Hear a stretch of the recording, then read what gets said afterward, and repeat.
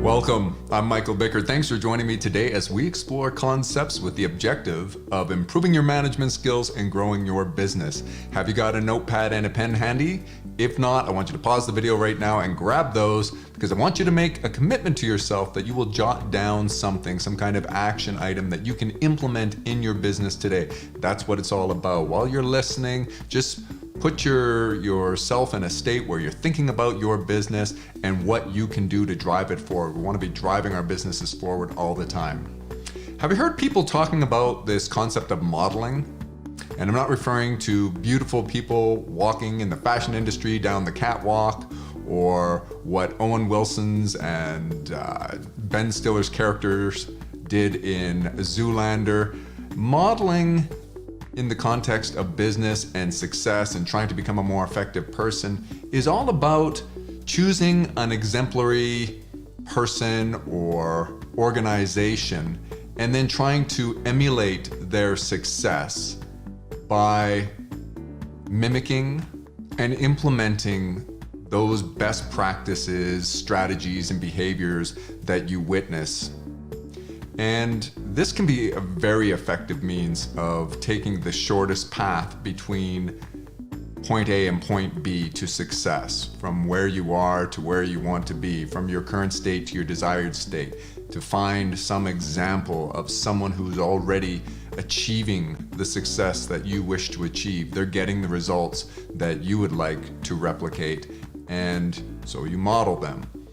And what I want to discuss today is this a good idea, and what are the limitations of implementation of this strategy of modeling?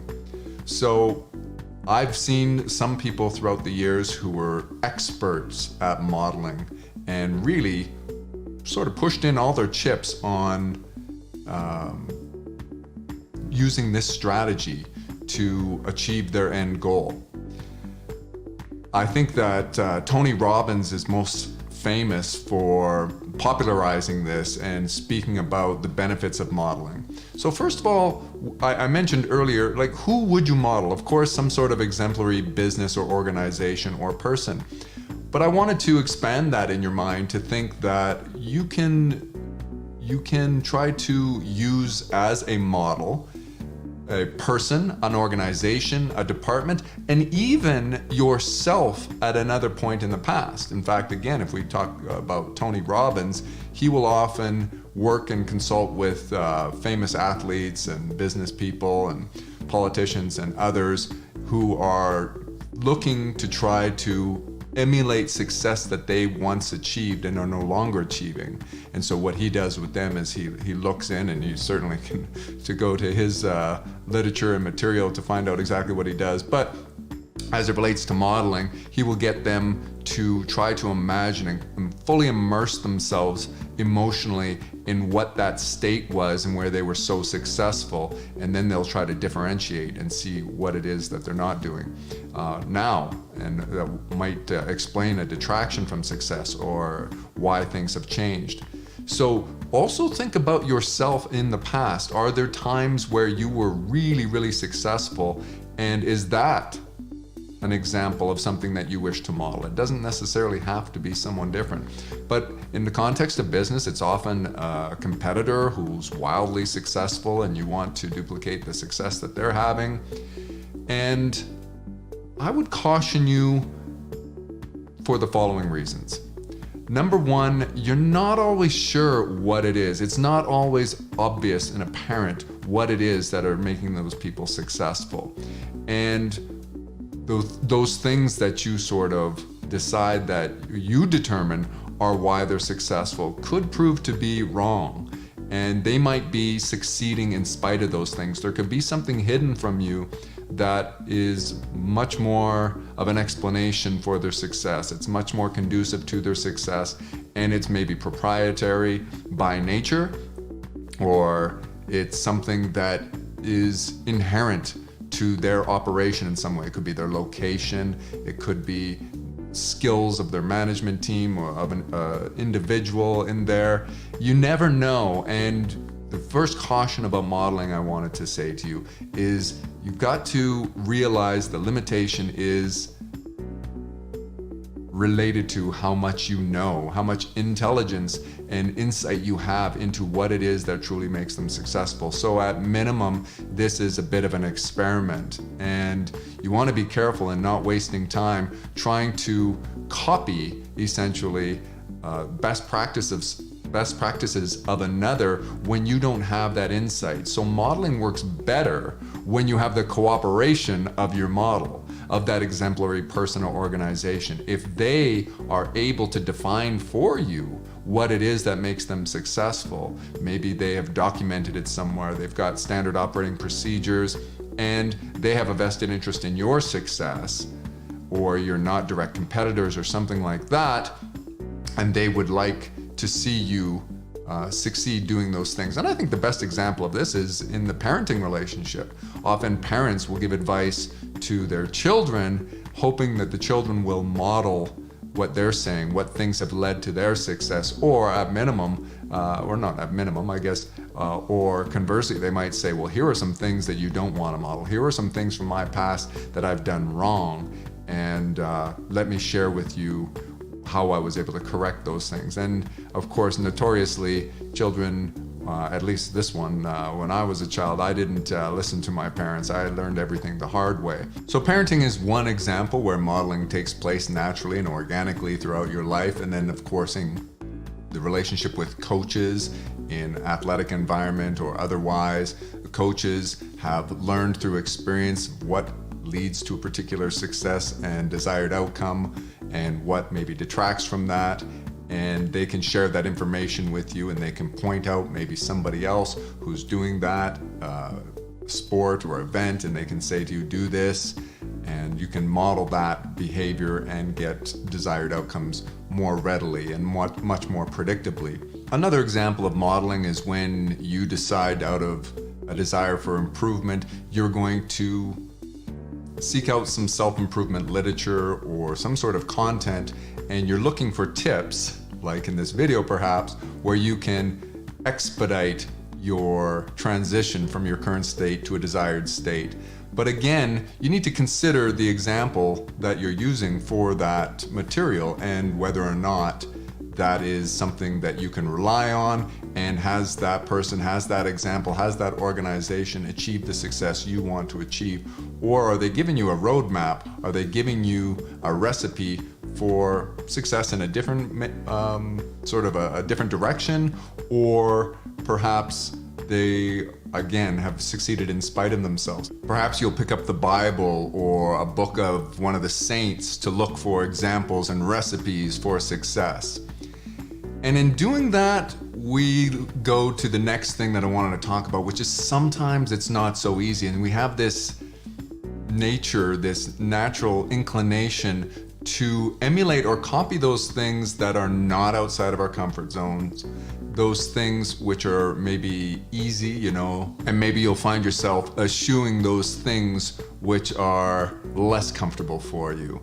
And you have to be very careful with that, because as you can imagine in the analogy of baking or cooking, by only including certain ingredients and excluding others based on your personal preferences, that may work, but it could also destroy the recipe. You may have a completely different outcome from what you expected or what you were trying to achieve. And sometimes you can be pleasantly surprised, but in the success recipe, in that model for success, when you're leaving out those things that require a lot of hard work and stepping outside of the comfort zone, it's just sort of a human nature thing. It's like, well, let's just set that aside for now. I see that that person is recommending steps A, B, or C. I don't really like that. That sounds like a lot of effort. And once again, we look for that magic pill. We look for the quickest road to success, some shortcuts. And modeling is supposed to be just that. It's supposed to be a shortcut to success, but you can't shortcut the shortcut and expect to get to where you want to go. The other thing I would caution you on is, if you don't carefully choose your example, your model, then you could end up trying to emulate someone who may, behind the scenes, be doing something that's immoral or unethical or illegal. And and maybe it's not even behind the scenes, maybe you recognize that, and that is a primary reason for their quote-unquote success. And I wouldn't define success that way. A person who is achieving some sort of performance level through an immoral or unethical or illegal means is not achieving success by my definition. But you have to ask yourself, would you be willing to do those things? And to the extent that you are not willing to do those things, once again, you may be finding that that is the primary reason that these people or this organization was very successful, and you want to steer away from that and find a different model, a different example. That sounds obvious, but I'm telling you, I've witnessed and observed that there have been very successful, quote unquote, successful organizations, high performing organizations, and many people have tried to copy them, and even if it meant engaging in some practices, business practices that were a little shady and not above board. Certainly don't recommend that. I think that will eat away at you, sort of chip away at your character and eat away at your soul over time. And it's just not worth it. So if you're going to model, be very careful in choosing your model. And the other thing I wanted to talk about, besides just choosing your model, choosing your example, is giving you some various ways that it's effective in business.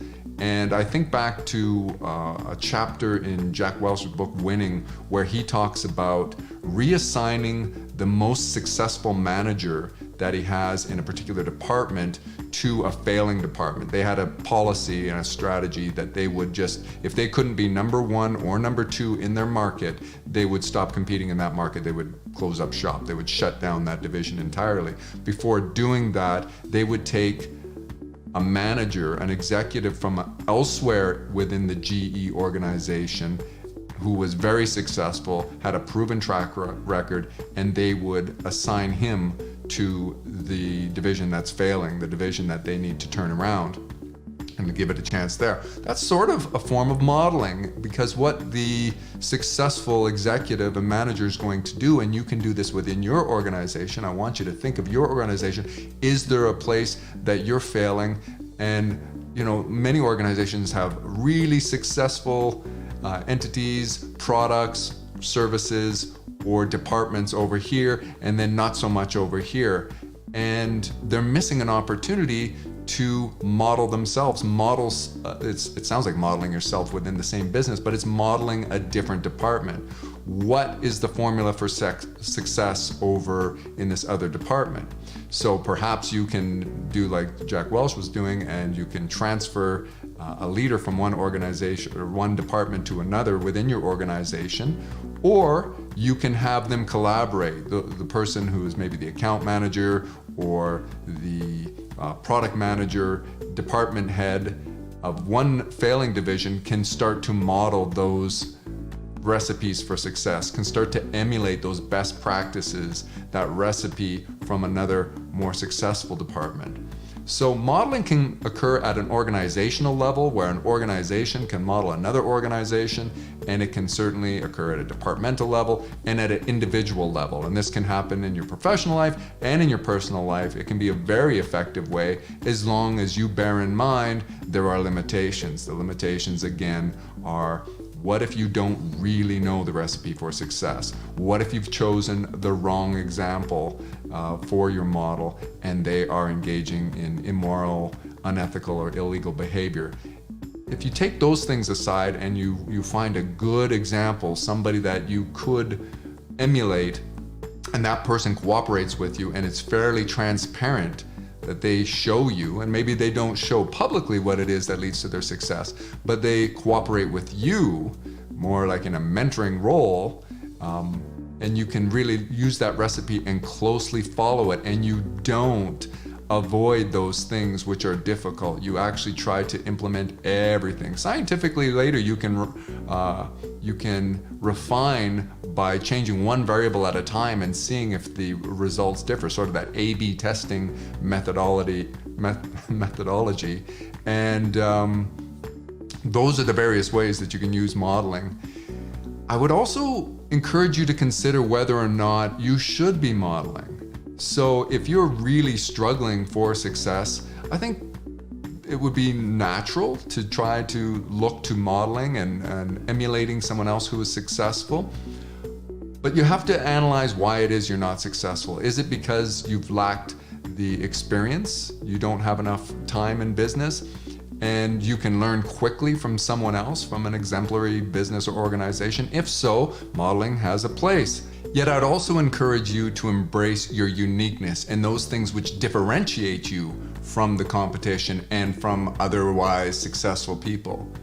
You know, people aren't looking in the market. The average consumer isn't looking for the same thing repeated. Those things that are unique and have a unique selling proposition, a unique value, often can surpass the competition. So don't get so caught up in trying to copy, emulating, modeling somebody who's ostensibly successful that you detract from those things which could be those breakout, unique selling propositions and value proposition aspects for your business, for you individually. And to the degree that your product or service is related to you as a manager, to you as an entrepreneur, it is what makes you unique that really should contribute to your success. So embrace those things, don't hide from that. And the modeling is, again, the concept of modeling is once again limited in this regard. So look to that and consider those things when you're considering whether or not you're going to use modeling as a primary mechanism for driving your business forward. I think that's where I want to leave it for today. I'm curious whether or not you've ever used modeling to really shortcut your success and drive your business forward in some way. Leave a comment that we can all learn from. Perpetual refinement.